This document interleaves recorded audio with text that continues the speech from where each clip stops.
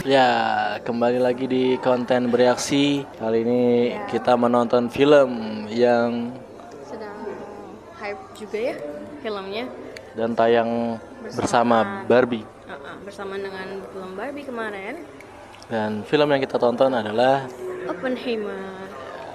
Oppenheimer ini disutradarai oleh Christopher Nolan betul. berdasarkan Film biopik dari ilmuwan penemu bom atom, Iya, yaitu Oppenheimer. Robert Iya, Robert Julius Robert Oppenheimer. Film ini mengisahkan tentang beliau. Betul. Film biopik yang mengangkat sejarah awal mula pendidikannya Oppenheimer sampai dia menemukan gagasan tentang bom atom ya, dan memproduksi itu dan menguji coba memproduksi itu bersama ilmuwan-ilmuwan lainnya gitu, sampai di mana titik dia nanti masalah-masalah dalam kehidupannya gitu ya. Jadi menceritakan istilahnya kayak biografi dia gitu selama perjalanan hidupnya gitu, termasuk kehidupan cintanya gitu kan sedikit. Jadi film ini cukup panjang ya. Panjang banget karena hampir 3 jam. Jadi kalau kalian yang mau nonton, siapkan diri dulu gitu ya. Apalagi ini filmnya Nolan ya, yang terbiasa bikin film yang harus berpikir. Iya, jadi film Oppenheimer ini sebelumnya dibintangin oleh Cillian Murphy sebagai Oppenheimer itu sendiri. Ya, terus ada Emily Blunt. Jadi istrinya Oppenheimer. Si Kitty namanya. Ada di Quiet Place. Ya, betul. Terus ada Robert Downey Jr. juga sebagai Lewis Strauss. Ya. Terus ada Florence Pugh sebagai Jean Tatlock, sama Matt Damon sebagai Leslie Groves. Dia jenderalnya. Betul. Dan penuh-penuhnya kayak ada Niels Bohr yang diperanin oleh Kenneth Branagh. Terus ada Albert Einstein yang diperanin oleh Tom Conti. Ya, dan ilmuwan lainnya. Nah, dan ini adalah pemerannya, cast dalam Oppenheimer. Jadi seperti tadi kita udah bahas, kalau film ini tentang biopik ya. Jadi kayak awalnya diawali dengan latar belakangnya si Oppenheimer ini. Yang sebenarnya seorang ilmuwan yang mau belajar. Iya, dia tuh punya gagasan-gagasan gitu ya, termasuk tentang black hole juga. Dan gagasan-gagasan ini tuh kayak di bidang mekanika kuantum. Iya, di bidang mekanika kuantum. Dia mau untuk belajar lebih dalam mekanika kuantum ini karena sebenarnya pengetahuan ini pada saat itu belum terlalu banyak ya, belum banyak di Amerika tidak terlalu dilirik gitu, dan pada akhirnya dia bisa membuat itu menjadi sesuatu yang orang lain juga ingin pelajari gitu kan. Ilmu baru gitu. Ilmu yang baru yang akhirnya jadi si ilmu fisika kuantum ini membawa Oppenheimer pada gagasan tentang suatu atom gitu ya, bom atom. Jadi intinya sih suatu atom ketika bertemu fusi, reaksi fusi dan segala macam akan menciptakan bom yang hebat. Iya, akan menciptakan gesekan ledakan yang hebat lah gitu intinya. Tapi jalan si Oppenheimer menjadi ilmuwan tidak selalu mulus. Iya, jadi kalau di film ini tuh kan kita ke fase-fase ke adegan, satu adegannya tuh kayak ada adegan di masa depan ya, ada yang di masa kini ya. Kalau misalkan di bedainnya gimana tuh? Lewat scene abu-abu ya. Kalau abu-abu itu setelah dia bom terjadi yang dijatuhkan. Terus kalau yang berwarna itu pada saat itu gitu ya, sebelum terjadi gitu. Jadi bedanya biar nggak pusing itu deh clue-nya gitu. Nah terus saat-saat dia selain tadi juga belum mempelajari itu ya, terus udah gitu karena film ini mostly hampir 80% isinya tentang dialog, terus udah gitu tentang fisika gitu ya. Tentang sejarah juga, jadi kayak pengetahuan kalian tuh diuji banget ya. Apalagi minimal kalian tahulah pas kejadian bom atom itu lah. PD2. Jadi kan ini tentang PD1 sampai PD2 lah ya. PD1 sampai PD2 lah. Lebih ke PD2 ini kan tentang perang dingin. Iya, perang dingin antara sekutu. Rusia dan Amerika ya. Rusia, Amerika dan Eropa. Jerman Nazi. Jepang. Aduh, pusing banget. Jadi ini ceritanya tentang perang dingin antara sekutu dan Amerika gitu ya. Terus uh, pada saat PD2 itu mereka bersaing untuk menciptakan suatu senjata nuklir ya. Sebenarnya tujuannya untuk menghentikan perang ini ya kan. Tapi malah menciptakan perang-perang baru.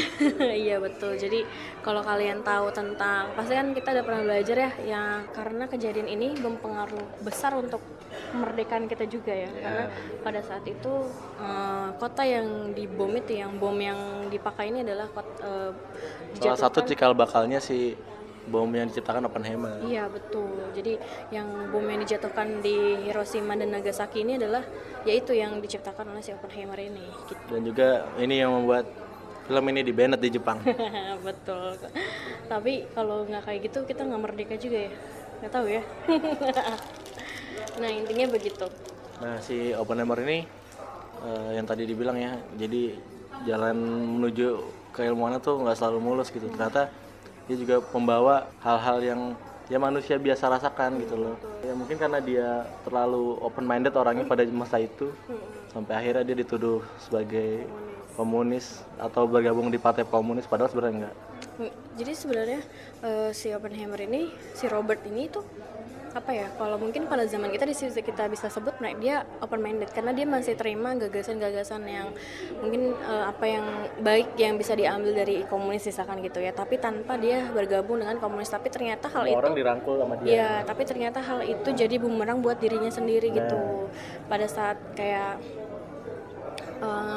ujungnya dia sudah memberikan segalanya untuk negaranya, tapi akhirnya dia malah dicap sebagai, ditanyakan kredibilitas dia sebagai warga negara dan kredibilitas dia sebagai seorang ilmuwan gitu. Karena sampai akhirnya dia mau ilmuwannya dicopot dan mau nggak dianggap lah. Ya karena juga dia sebenarnya setelah kejadian bom itu beban moral yang ditanggung dia tuh besar ternyata. Nah hal itu kan jadinya bikin kayak paradoks ya, apa sih namanya, ya intinya nggak sejalan, dia bertolak belakang dengan apa yang dia lakuin gitu kan ya. Padahal dia sendiri yang menciptakan itu bersama ilmuwan-ilmuwan lainnya gitu kan.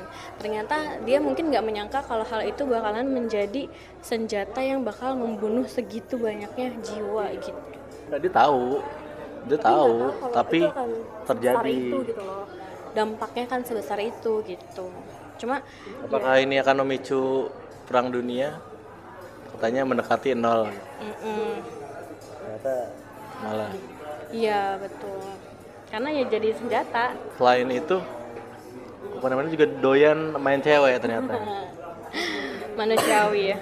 Sampai itu salah satu alasan dia dituduh sebagai anggota partai komunis karena dia ada main wanita gitu sama wanita partai komunis. Ya jadi sebelum dia ketemu sama istrinya dia pernah pacaran lah ya, pacaran gitulah istilahnya, punya kekasih yang seorang partai komunis. Nah itu salah satu kelemahan dia yang dianggap ya udah ikut terbawa masalahnya gitu. Tapi di balik kesuksesannya kan ada istrinya juga yang hebat ya, si Kitty ya, yang istilahnya tegar.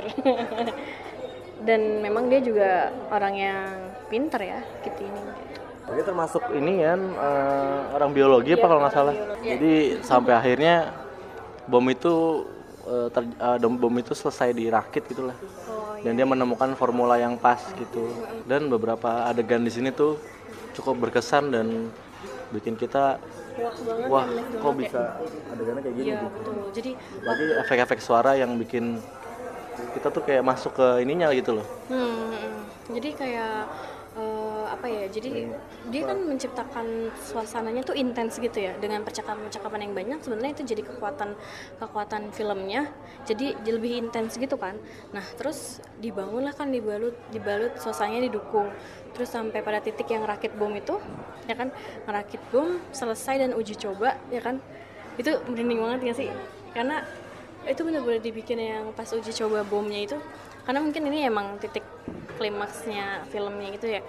Nggak klimaks sih maksudnya, intinya masih di 2 jam setengah. Jadi dibikin hening sedemikian rupa, terus dan Christopher Nolan tuh bikin ceritanya benar-benar berdasarkan hukum fisika gitu. Ngerti nggak? Jadi dia nggak asal bikin. Jadi nggak langsung bom nyala, meledak langsung bunyinya kan Ya, karena kan kecepatan. Masih ada waktu gitu kan. Ya, karena kecepatan cahaya itu lebih cepat daripada kecepatan suara. Itu keren ya. Gimana kalau kamu sendiri waktu Dari awal juga ada efek-efek suara juga kan dari awal. Kayak ketok-ketok gitu. Iya. Dan juga suara derapan kaki saat si Oppenheimer berhasil dengan ciptaannya. Jadi itu kayak banget gitu. Efek suaranya. Iya, keren. Nah, paling kalau misalkan kita berbicara tentang kelemahan di filmnya, ya film ini terlalu banyak dialog gitu ya. Untuk orang-orang yang nggak suka dialog, setengah jam sampai 1 jam pertama itu bakalan bosen banget gitu. Karena filmnya Ada yang main HP. ya, karena filmnya tanpa Suara bayi. konflik gitu ya. Karena filmnya tanpa konflik yang ini, karena isinya cuma dialog ganti scene gitu. Cuma kalau kita nggak fokus ya kan, nah justru di situ ketika jadi kelemahan kita malah. jadi kalau misalkan kita nggak fokus, sekali kita udah nggak fokus, jadi bosen, nggak ngerti kan, nah gitu. Jadi kita nontonnya Penting semua sebenarnya. iya, jadi kita nontonnya harus bener-bener yang fokus sambil nginget-nginget lagi ini siapa namanya ya, itu nih siapa namanya itu gitu. Siapa yang berkhianat sama ini sama ini. Kan gitu, kayak kita harus punya banyak inget kalau ini siapa untuk tahu yang mana yang yang mana yang sekutu, yang mana yang lawan gitu. Itu sih kelemahan. Film Nolan kan emang begitu. Tapi ya gitu, dia nggak pernah membuat film ini cuman berdasarkan apa ya, dia bikin itu bener-bener kayak Ada risetnya. ya risetnya gitu. Jadi kita nonton, kita juga jadi emes sendiri gitu, bahwa ternyata kayak gini gitu ya bentukan cara kita buat bom tuh kayak gini gitu, dampaknya seperti ini gitu. Oke, sampai di rating ya. Berapa kira-kira rating untuk Oppenheimer?